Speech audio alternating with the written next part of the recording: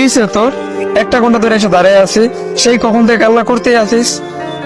আচ্ছা আমি কিছু করে থাকলে তুই বল আমাকে, প্লিজ এবার একটু কথা বল। কান্না করবো না তো কি করবো? হ্যাঁ, তুই তো আমার রেখে কত দূরে চলে যাবে। তুই কি আমার ফিলিংস বুঝিস নাকি? তুই তো আমার ভালোই বাসোস না। আমি যে তোর সাথে থাকতে পারবো না। মেঘ প্লিজ এভাবে বলিস না। তুই কি চাস না বরং আমরা একসাথে সংসার করি? হ্যাঁ চাই তো, এই কারণেই তো আমি তোকে আটকেতেছি। তুই যদি দূরে গিয়ে অন্য কোনো মেয়ের চক্করে পড়িস, যদি তুই আমাকে ভুলে যাস, আমার তো সেই ভয়টাই হয়। তুই কি চাস না আমি অনেক বড় হই, দেশের সবাই আমাকে চিনুক? হ্যাঁ চাইস তো, কিন্তু তুই তো আমার বলছিলি বিয়ে করবি, পরে যদি ওই সময় বিয়ে না করিস। এতই যেহেতু সন্দেহ তাহলে বিয়েটা করেই যাই। সত্যি? হ্যাঁ সত্যি। কিন্তু কিভাবে, কখন? আজকে এই মুহূর্তে।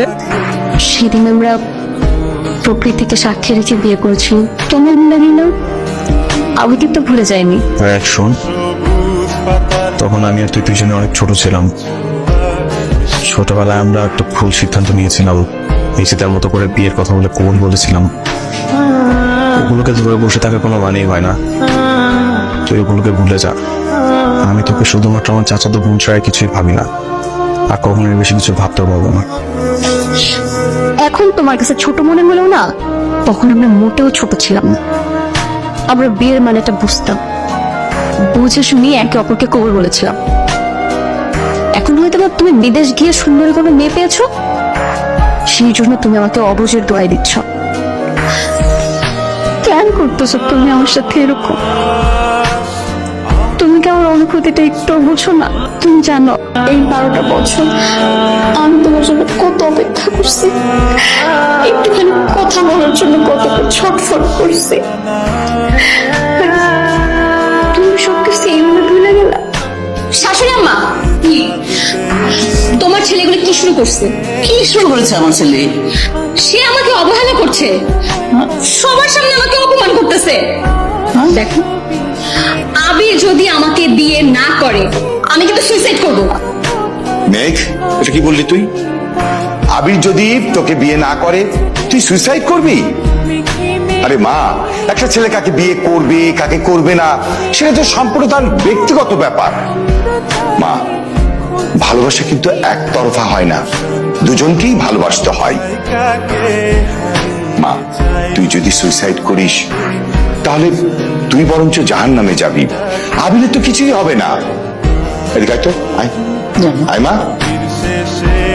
মা, তোকে একটা কথা বলি, কোন কিছু করার আগে সেই বিষয়টা নিয়ে বারবার তোকে ভাবতে হবে। অন্যের জন্য নিজের ক্ষতি কেন করবি?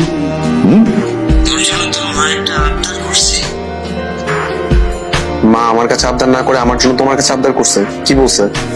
তোকে নাকি গ্রামের সুন্দরী একটা মেয়ে রেখে বিয়ে দিয়ে গ্রামে রেখে দেবে, তোকে আর আমেরিকা আসতে দেবে না। কি সব বলে মা এগুলো? গ্রামে আমার জন্য সুন্দরী মেয়ে কই পাবে? তোর মা তো মেঘকে তোর বউ করতে চায়। এটা কোনো কথা বললা বাবা? আমি ছোটবেলা থেকে মেঘকে আমার শুধুমাত্র চাচাতো বোন হিসেবে দেখি, আর কোনো কিছু ভাবি না। ওকে বিয়ে করা সম্ভব না। সেটা আমাকে বললে হবে? তুই তোর মাকে বল যে মেঘকে বিয়ে করতে চাস না। আমি মায়ের সাথে কথা বলবো? কিছু বললেই মায়ের চোখে পানি চলে আসে। আমি মায়ের সাথে এগুলো নিয়ে কোনো কথা বলতে পারবো না। প্লিজ বাবা, তুমি আমার হয়ে মাকে বুঝাও।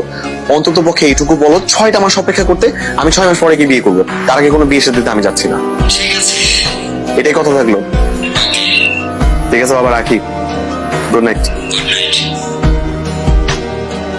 রাতে কয়টা বাজে? আর তুই আমার রুমে কেন? আরে বাচ্চাদের মতো গুলো কি ড্রেস পরে আসছস? কেউ দেখলে কি ভাববে? কে কি ভাবলো তাতে আমার কিচ্ছু যায় আসে না। তুমি আমার হাজবেন্ড, তোমার কাছে তো আমি এভাবে আসতে পারি, তাই না? একেবারে থাপড়াবো। রুম থেকে এই মুহূর্তে বের হয়ে ড্রেস চেঞ্জ করবি, যা। কেন আমি ড্রেস চেঞ্জ করব? বিদেশে যখন ছোট ছোট ড্রেস পরা মেয়েগুলোকে দেখো, তখন নাকি তাদের গিয়ে বলো যে যা ড্রেস চেঞ্জ করে আয়? ওই মেয়েদের কি বললাম না বললাম সেটা তোর দেখা দরকার আছে? তবে যেটা বলছি সেটা শোন। যা, রুম থেকে বেরো, এই মুহূর্তে বেরোবে, যা। যাচ্ছি। আচ্ছা শোনো না, তোমাকে তো আমি কোনোভাবেই ইমপ্রেস করতে পারতেছি না। কি করলে ইমপ্রেস হবে একটু বলো না। তুই যদি এর থেকে ছোট ছোট ড্রেস পরে আমার সঙ্গে সারাদিন ধেদে করে নাচছ না, তাও ইমপ্রেস হবো না। কারণ তোর আমি ছোটবেলা থেকে বোন ভাবতাম, এখনো বোন ভাবি, ভবিষ্যতে বোনই ভাববো। যাই, রুম থেকে বেরো। তোমার সবকিছুই আমার ভালো লাগে, কথায় কথায় এই যে বোন বোন বলো,